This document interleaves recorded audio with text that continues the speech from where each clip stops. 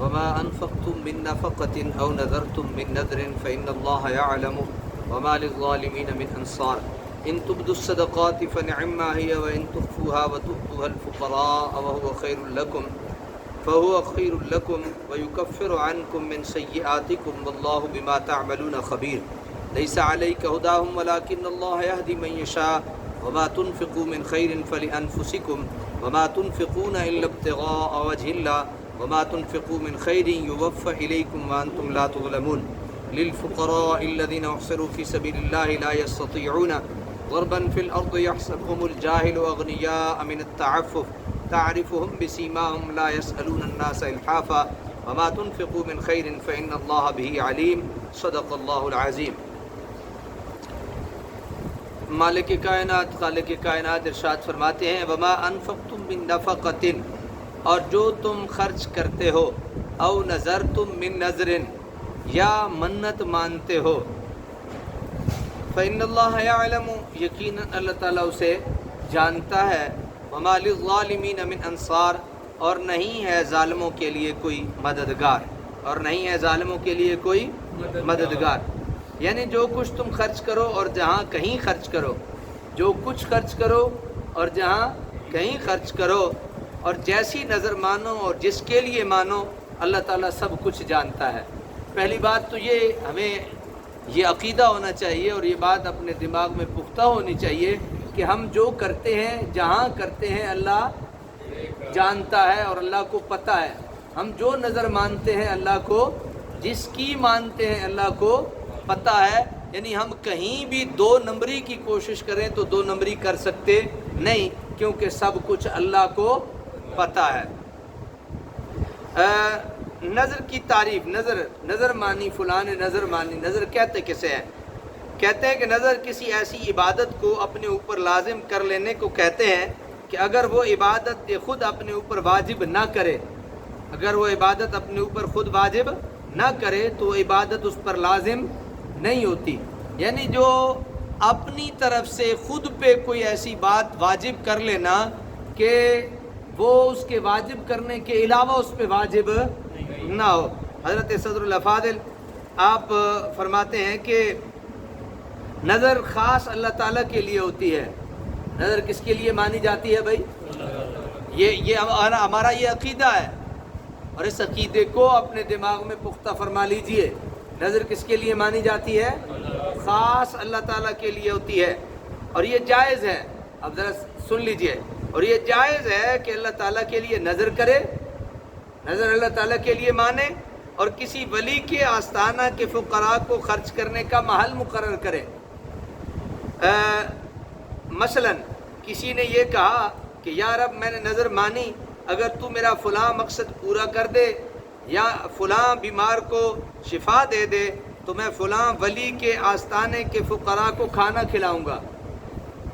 نظر اللہ سے مانی، پوری کرنے کا، اللہ کی نظر پوری کرنے کا جو ہے وہ کسی اللہ کے ولی کا آستانہ، کوئی مدرسہ، کوئی فقیر، کوئی غریب کو مقرر کر دیا تو یہ کیا ہے؟ جائز ہے۔ لیکن ایک بات ذہن میں رکھیے، نظر کس کے لیے ماننی ہے؟ اللہ کے لیے۔ نظر کس کے لیے ماننی ہے؟ اللہ کے علاوہ نظر ماننا شرعاً جائز نہیں۔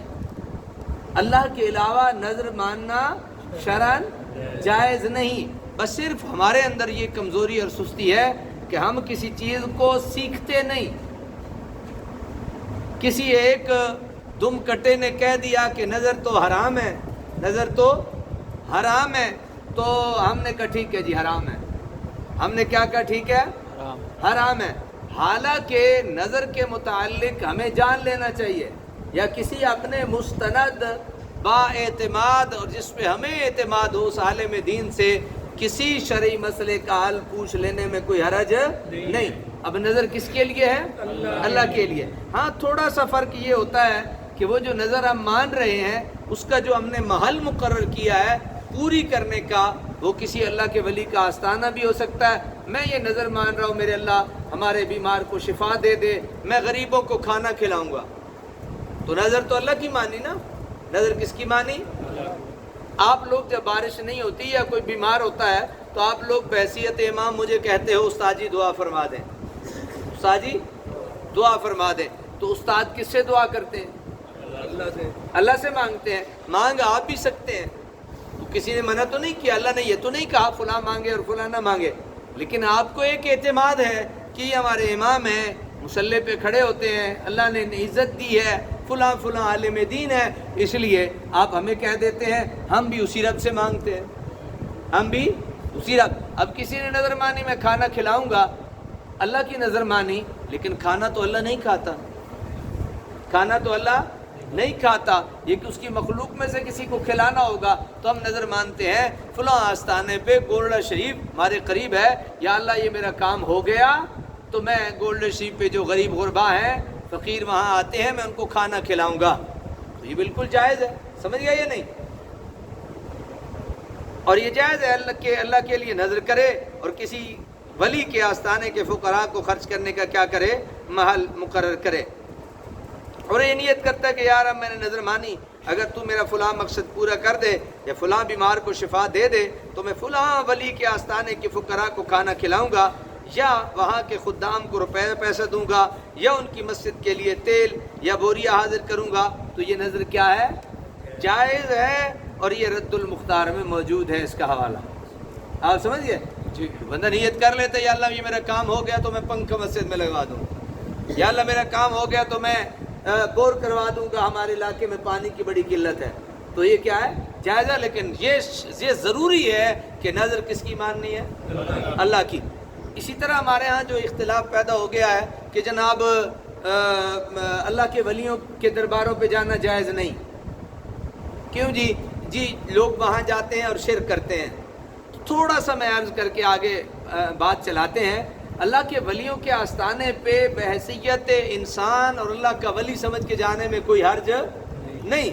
جو بھی وہاں جاتا ہے تو وہ اللہ کے ولی سے نہیں مانگتا, اللہ کے ولی سے نہیں مانگتا, بلکہ اللہ سے مانگتا ہے, اور اللہ کے حضور یہ عرض کرتا ہے کہ میرے اللہ یہ جو بندہ موجود ہے اس نے تیری عبادت کرنے کا کیا کیا ہے؟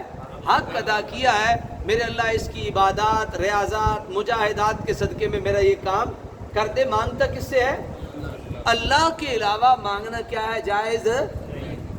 میری بات سمجھ رہے ہیں یا نہیں؟ یہ عقائد کی درستگی بھی ساتھ ساتھ زیادہ ضروری ہے. یہاں چونکہ نظر کی بات آ گئی تو میں نے آپ کی خدمت میں عرض کر دیا ہے. ان تبدوا الصدقہ وما للظالمین من, پہلی دوسرا عقیدہ جو اصل اس آیت سے ثابت ہوتا ہے فإن اللہ یعلم, اللہ جانتا ہے, اللہ سے کچھ چھپا نہیں. اللہ ہر بندے کی دل میں پیدا ہونے والی حالت کو بھی جانتا ہے. وہ علیم بذات الصدور ہے, سینوں میں چھپے راز وہ جانتا ہے کہ ایک بندہ کر کیا رہا ہے. دوسرا وما للظالمین من انصار, اور نہیں ہے ظالموں کے لیے کوئی مددگار. ان تبدوا الصدقات فنعما ہی, اگر ظاہر کرو اپنی خیرات تو بہت اچھی بات ہے. فنعما ہی وان تخفوها, اگر پوشیدہ رکھو صدقوں کو تو وتؤتوا الفقراء, اور دو انہیں فقیروں کو, یعنی وہ صدقات فقیروں کو دو. فهو خیر لکم, یہ بھی بہت بہتر ہے تمہارے لیے. ویکفر عنکم من سیئاتکم, اور صدقہ کی برکت سے مٹا دے گا تم سے تمہارے بعض گناہ. صدقہ تم کرو گے, گناہ تمہارے اللہ مٹا دے گا. واللہ یعلم واللہ بما تعملون خبیر, اور اللہ تعالیٰ جو کچھ تم کرتے ہو اسے خبردار ہے. اسے کیا ہے؟ خبردار. مفسرین کی یہی رائے ہے کہ فرضی جو صدقات ہیں, فرضی صدقات ظاہر کر کے دینے افضل ہیں. جو فرضی صدقات ہیں وہ ظاہر کر کے دینے کیا ہیں؟ افضل ہیں. اور نفلی صدقات چھپا کر دینے افضل ہیں. سبحان اللہ کہیے. اب تقسیم ہو گئی نا, دونوں اللہ کے قولوں پہ عمل ہو گیا. سبحان اللہ. ہمارے بزرگوں کو اللہ تعالیٰ ان کی قبروں پہ کروڑوں رحمتیں اور برکتیں نازل فرمائے, اور ان کے درجات کو بلندیاں نازل فرمائے, ان کے درجات کو بلند کرے. کیسا حل بتایا اللہ تعالیٰ کی. اللہ نے کہا نا کہ ان تبدوا الصدقات فنعما ہی, اگر تم ظاہر کر کے دیتے ہو تو بھی تمہارے لیے بہتر ہے. وَإِن تُخْفُوهَا وَتُؤْتُوهَا الْفُقَرَاءَ فَهُوَ خَيْرٌ لَكُمْ, اگر تم چھپا کے دیتے ہو تب بھی تمہارے لیے بہتر ہے. تمہارے بزرگوں نے تقسیم کر دی. کہا جو فرضی صدقے ہیں وہ ظاہر کر کے دو, اور جو نفلی صدقے ہیں وہ چھپا کے دو. دونوں اللہ تعالیٰ کے حکموں پہ کیا ہو گیا؟ عمل ہو گیا، اور بحسن و خوبی عمل ہو گیا۔ اور کیا حکمت آموز قول ہے جو حضرت عباس ابن عبد المطلب رضی اللہ تعالیٰ عنہ سے منقول ہے۔ فرمایا کہ 3 خصلتوں کے بغیر نیکی، سنیے ذرا توجہ سے حضرت عباس ابن عبد المطلب کا قول، آپ فرماتے ہیں نیکی 3 خصلتوں کے بغیر مکمل نہیں ہوتی۔ نیکی 3 خصلتوں کے بغیر مکمل نہیں ہوتی۔ نیکی کرنے میں جلدی کرے، نیکی کرنے میں جلدی کرے، اسے حقیر سمجھے اور اسے پوشیدہ رکھے۔ جب تم نے نیکی کرنے میں جلدی کی تو اسے خوشگوار بنایا، جب اسے حقیر سمجھا تو اس کی قدر کو بڑھایا، اور جب اسے پوشیدہ رکھا تو مکمل کر دیا۔ نیکی 3 باتوں سے مکمل ہوتی ہے۔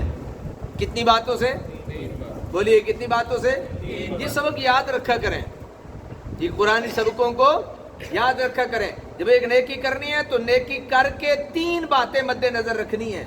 پہلی سن لیجئے پھر غور سے، نیکی کرنے میں جلدی کرو، نیکی کرنے میں، وہ پرسوں والا سبق یاد ہے نا؟ جی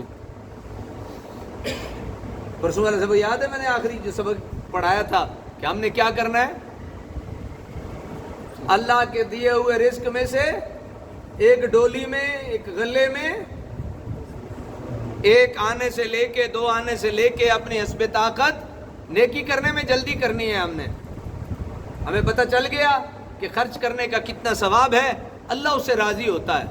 میں عرض کروں، نیکی کرنے کا یہ ثواب تو ہے کہ اللہ اسے مطلب بہت ساری اور اللہ تعالیٰ جنت دیتا ہے وغیرہ وغیرہ، لیکن ایک بندے کو اس لیے نیکی کرنی چاہیے، یعنی اس کا سوچ نیکی کرنے کی نیت یہ ہونی چاہیے کہ اللہ خوش ہوگا، اللہ سبحان اللہ کہیے، نیکی اس لیے کرو کہ اللہ خوش ہو جائے، تو جناب مزہ نہیں آئے گا، تو اللہ خوش ہو گیا وہ جنت نہیں دے گا، اللہ خوش ہوگا وہ خوشیاں نہیں دے گا، وہ سب کچھ دے گا۔ تو نیکی کرتے وقت 3 باتیں مد نظر رکھنی ہیں۔ پہلی، نیکی کرنے میں جلدی کرنی ہے، نیکی کرنے میں سستی کا شکار نہیں ہونا۔ دوسرا فرمایا کہ نیکی کر کے نا اسے حقیر سمجھنا ہے، نیکی کر کے اسے چھوٹا سمجھنا ہے۔ میں تے کچھ بھی نہیں کیتا، میں تے کچھ بھی نہیں ہاں، چھوٹا نیکی کر کے کہیں ایسا نہ ہو کہ تم تباہ و برباد ہو جاؤ، فخر میں آ جاؤ، تکبر اختیار کر لو، تو جناب نیکی تو گئی۔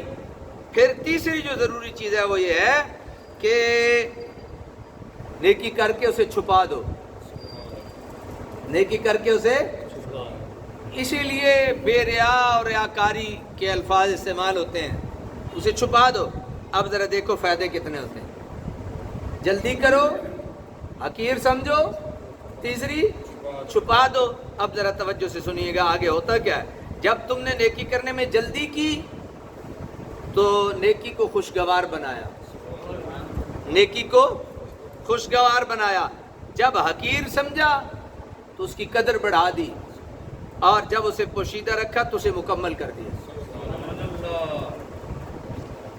واللہ بما تعملون خبیر، اور اللہ تعالیٰ جو کچھ تم کرتے ہو اس کی کیا ہے؟ خبر رکھتا ہے۔ لیس علیک ھداھم ولکن اللہ یہدی من یشاء وما تنفقوا من خیر فلانفسکم، لیس علیک ھداھم، نہیں ہے آپ کے ذمہ ان کو سیدھی راہ پر چلانا۔ انصار کے کئی رشتہ دار اسلام نہیں لائے تھے، انصار کے کئی رشتہ دار اسلام نہیں لائے تھے، اور انصار ان کی امداد کرنا چاہتے لیکن اس خیال سے نہ کرتے کہ وہ مسلمان نہیں، یعنی وہ مدد کرنا چاہتے ہوتے رشتہ دار جو تھے، لیکن وہ اس خیال سے نہ کرتے کہ یہ مسلمان نہیں ہے۔ اور خود حضور اکرم صلی اللہ علیہ وسلم نے بھی جب نبی پاک کا نام آئے جھوم کے درود شریف پڑھا کرو، صلی اللہ علیہ وسلم نے بھی مسلمانوں کو حکم دیا کہ وہ مسلمان فقراء کو ہی اپنے صدقات دیا کریں۔ اس آیت کریمہ سے حکم ملا کہ نہیں، ان کے کفر کی وجہ سے ان کو بھوکا مرتے دیکھتے رہنا آپ کی رحمت کے خلاف ہے۔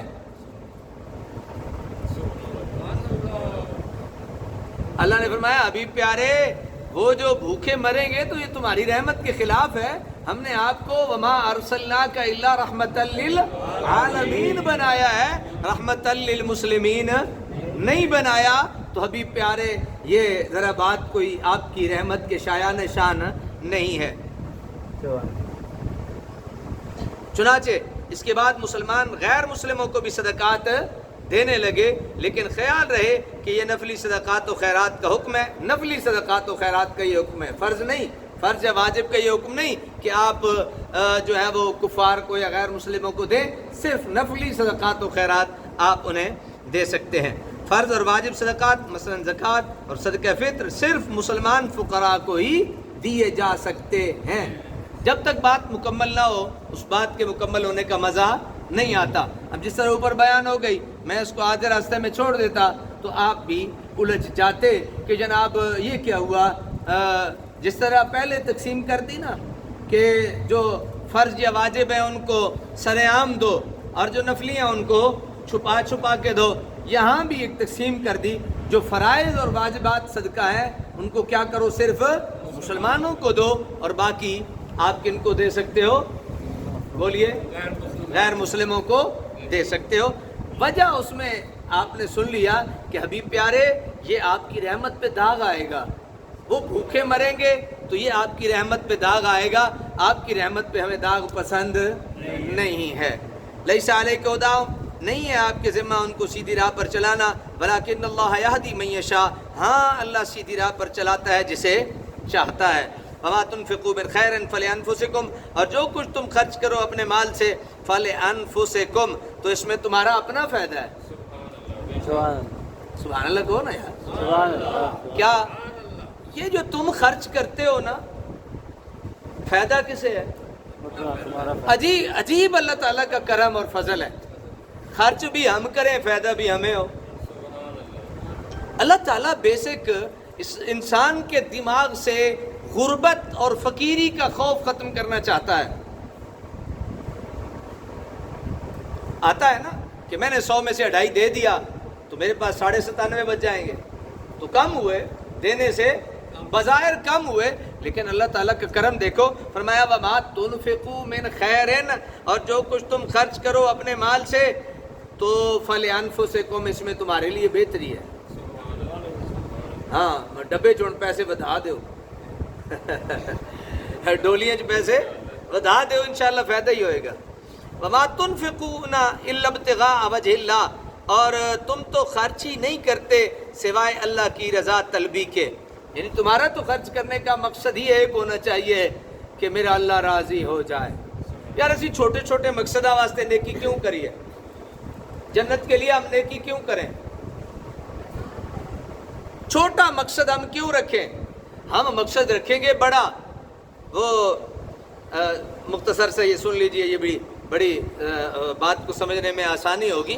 یہ جو سلطان محمود غزنوی تھا اور ایاز، سنا نا نام دونوں کے، یہ غلام تھا سلطان کا، تو اس نے کہا کہ یہ جتنی میری سلطنت ہے اس میں ہیرے جواہرات ہیں، جاؤ اپنی اپنی مرضی سے سارے چن لو، اور جتنا جو سنبھال لے گا نا وہ اسی کا ہوگا۔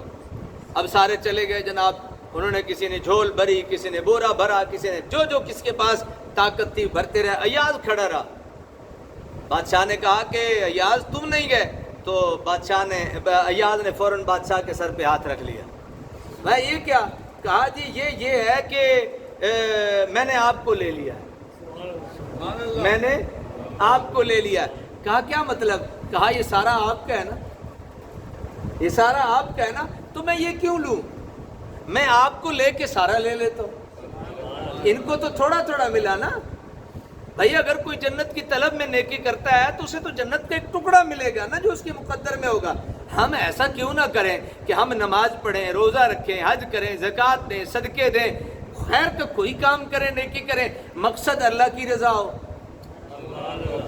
تو جنت تو اللہ کی ہے، تو خوشیاں دینے والا بھی، رزق دینے والا بھی، عزت دینے والا بھی۔ تو حضرات ہمارے ہاں کوئی کمی ہوگی جب ہم لے ہی اللہ کو لیں گے؟ تجھ سے تجھی کو مانگ کر اچھا رہا منگتا تیرا، تجھ سے تجھی کو مانگ کر اچھا رہا منگتا۔ تجھے سے ہم مانگ لیتے ہیں، تجھ کو ہمیں کیا ضرورت ہے؟ ہم نماز پڑھتے ہیں تو جنت کے لیے نہیں پڑھیں گے، ہم روزہ رکھیں گے جنت کے لیے نہیں رکھیں گے، ہم ملے گی نا جنت تو ہے جو اللہ کی، تو اس لیے ہم بڑی بڑی بارگاہ اور بڑی ذات کو لے لیں گے۔ وما تنفقوا من خیر یوفى الیکم وانتم لا تظلمون، اور جتنا کچھ تم خرچ کرو گے اپنے مال سے پورا ادا کر دیا جائے گا تمہیں، وانتم لا تظلمون، اور تم پر ظلم نہیں کیا جائے گا۔ سبحان اللہ، یعنی تمہاری حق تلفی نہیں ہوگی۔ ظلم کا ایک سادہ سا ترجمہ حق تلفی، یہاں پہ تو تمہاری حق تلفی نہیں کی جائے گی، یعنی جتنا تم دو گے اس سے زیادہ دیں گے کم۔ اللہ اکبر، ذرا رب کے کرم اور اس کی مہربانی اور محبت دیکھیے۔ للفقراء الذین احصروا فی سبیل اللہ، ان فقیروں کے لیے ہے جو روکے گئے ہیں فی سبیل اللہ، اللہ کی راہ میں، لا یستطیعون، نہیں فرصت ملتی انہیں روزی کمانے کے لیے، ضربا، چلنے پھرنے کی زمین میں، فی الارض، یحسبہم الجاہل اغنیاء من التعفف، میں زمین میں خیال کرتا ہے انہیں ناواقف کہ یہ مالدار ہیں بوجہ ان کے سوال نہ کرنے کے۔ تعرفہم بسیماہم، اے حبیب آپ پہچانتے ہیں انہیں ان کی صورت سے، لا یسألون الناس الحافا، یہ نہیں مانگا کرتے لوگوں سے لپٹ کر، وما تنفقوا من خیر فإن اللہ بھی علیم، اور جو کچھ تم خرچ کرو گے اپنے مال سے بس یقیناً اللہ تعالیٰ اسے خوب جاننے والا۔ کیا بات ہے میرے رب کے کلام کی۔ پہلی آیت میں بتایا گیا کہ اگر غیر مسلم فقراء کو بھی اپنے خیرات و صدقات دو تو اس میں کوئی حرج نہیں، یعنی نفلی صدقات دینے میں کوئی حرج نہیں۔ اس آیت میں بتایا کہ صدقات کے صحیح مستحق یہ لوگ ہیں جنہوں نے اپنی زندگیاں خدمت دین کے لیے وقف کر دی ہیں، جنہوں نے اپنی زندگیاں خدمت دین کے لیے وقف کر دی ہیں، اور انہیں فرصت ہی نہیں ملتی کہ وہ اپنے معاش کا بھی فکر کریں۔ ہنس گئے ہو، ہوں تو ساڈے نال کچھ کرنا پینا ہم نے تو بھائی سیدھی سی بات ہے اللہ اور اس کے رسول کے لیے اپنی زندگیوں کو وقف کر دیا ہے، ہمیں آپ کوئی لالچ دوسرا نہیں ہے نہ آپ کا ہے، لیکن یہ ذرا سننے کے بعد ذرا آپ کو تھوڑا سا سوچنا پڑے گا۔ حضور اکرم صلی اللہ علیہ وسلم کے عہد ہمایوں میں 300-400 کے قریب ایسے مہاجر تھے جن کے پاس نہ مال تھا، نہ اہل، نہ سر چھپانے کے لیے جھوپڑا۔ وہ بارگاہ رسالت مآب میں حاضر رہتے اور جس کام کے لیے حکم ملتا اس کی تعمیل کرتے، جب کہیں سرایہ بھیجنے کی ضرورت ہوتی یہ بے تحمل حاضر ہوتے، اور جب فارغ ہوتے تو قرآن یاد کرتے اور سنت نبوی صلی اللہ علیہ وسلم کو حفظ کرتے۔ ان کی رہائش کے لیے مسجد میں حضور نے ایک چھپر بنوا دیا۔ فقر و تنگ دستی کے باوجود عزت نفس اور خودداری کا یہ عالم تھا کہ کسی کے سامنے ہاتھ پھیلانا تو یہ گویا جانتے ہی نہیں تھے، ہاتھ پھیلانا تو گویا یہ جانتے ہی نہیں تھے، جیسے گزرتی خاموشی اور صبر سے گزار دیتے۔ اللہ تعالیٰ نے اس آیت کے ذریعے مسلمانوں کی توجہ ان کی طرف مبذول کرائی، لیکن یہ حکم انہی کے ساتھ مخصوص نہیں، اب بھی جو حضرات اس خدمت میں مشغول رہتے ہیں اور کسب معاش کے لیے وقت نہیں نکال سکتے ان کے متعلق یہی حکم ہے۔ کیا سمجھ آئے؟ نہیں کچھ سمجھ آیا یا اگلا بھی؟ کدی کدی مطلب استادوں نے چاہ پوا دینی چاہیے، کدی کدی گھر بلا کے روٹی کھوا دینی چاہیے، وہ خدمت خاطر اسی تو ویسے بدنام ہے نا۔ کدی کسی نو آج تک آکھیا کو گلا شلا دیتا، وہی وجہ سانو خود ساڈے وڈیاں نے خودداری سکھائی ہے۔ اسی آئے ساڈے گھروں کھاؤ، سانو نہ کھواؤ، اسی تہاڈا کھانے واسطے تیار نہیں ہاں، تسی سال ایک باری کھوانا تے باقی کس کھوانا تے اسی وہ ایک باری بھی اللہ کوئی کھا لویے تے بہتر نہیں۔ وہ بھائی سمجھ گئے ہو یا نہیں؟ ہاں، اس واسطے ساڈی کوئی ڈیمانڈ مطالبہ نہیں، لیکن یہ ضروری ہے کہ اسی سارے رل کے انہاں لوگوں کی خدمت ضرور کریے جو صبح سے لے کے شام تک درسگاہوں میں بیٹھ کے اللہ کا قرآن پڑھتے ہیں یا نبی کا فرمان پڑھتے ہیں۔ ہماری یہ ذمہ داری ہے، ہم پہ یہ کیا ہے؟ واجب ہے، ضروری ہے کہ ہم ان کی کیا کریں؟ خدمت کریں گے نا؟ ہاں، فائدہ ہوگا۔ اسلام نے بھیک مانگنے کی سخت مذمت کی ہے۔ حضرت ابو ہریرہ رضی اللہ تعالیٰ عنہ سے مروی ہے، حضور سرور دو عالم صلی اللہ تعالیٰ علیہ وسلم نے فرمایا کہ اگر کوئی شخص ہر صبح لکڑیاں چن کر پیٹھ پر اٹھا لائے اور اس کی قیمت سے جو ملے اس سے صدقہ بھی کرے اور خود بھی کھائے تو یہ اس سے بہت بہتر ہے کہ لوگوں سے مانگتا پھرے۔ کسی کا دل چاہے تو اسے دے اور کسی کا دل چاہے تو انکار کرے۔ اس سے بہتر ہے لکڑیاں کاٹے، پیٹھ پہ اٹھائے، بیچ کے خود بھی کھائے اور صدقہ بھی، یعنی اس کے پاس ان لکڑیوں کے بیچ کے پیسے حاصل کرنے کے علاوہ کچھ نہیں، اسے بھی صدقے کا حکم۔ غریب کو بھی صدقے کا حکم، غریب کو بھی صدقے کا حکم ہے کہ وہ دے۔ بدماشی بڑھائی دے، اسی غریب ہاں جی، ساڈے کول تے ہے کچھ نہیں، تسی مر کیوں نہیں جاندے؟ تواڈے کول کوئی نہیں، سب کچھ ہونے دے باوجود۔ حضور اکرم صلی اللہ تعالی وسلم کا ایک اور ارشاد، جو آدمی لوگوں سے مال جمع کرنے کے لیے بھیک مانگتا ہے وہ انگارے جمع کر رہا ہے۔ بھیک مانگتا ہے، حقدار نہیں ہے، اپنے پیٹ میں انگارے جمع کر رہا ہے۔ تھوڑے انگارے جمع کرے یا زیادہ کرے یہ اس کی اپنی مرضی ہے انگارے، ہیں انگارے۔ اللہ تبارک و تعالی ہمیں عمل کی توفیق نصیب فرمائے۔